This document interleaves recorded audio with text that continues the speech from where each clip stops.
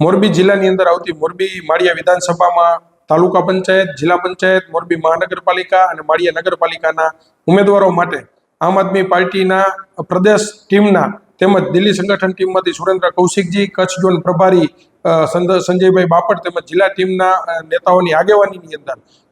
આમ આદમી પાર્ટીના સેન્સ પ્રક્રિયાનું આયોજન કરવામાં આવ્યું હતું અને આ સેન્સ પ્રક્રિયામાં મોરબી માળિયા વિધાનસભામાં આવતા તમામ ઉમેદવારોએ ભાગ લીધેલો હતો અને મોટી સંખ્યાની અંદર જે ઉમેદવારો પોતાની ઉમેદવારી નોંધાવવા માટે થઈ અને જે પહોંચ્યા હતા તો આ સેન્સ પ્રક્રિયા તદ્દન સ્પષ્ટીકરણથી એકદમ કરવામાં આવેલ હતી અને જ્યારે રાષ્ટ્રીય પાર્ટીઓ બંધ દરવાજે જ્યારે સેન્સ પ્રક્રિયાના આયોજનો કરતા હોય છે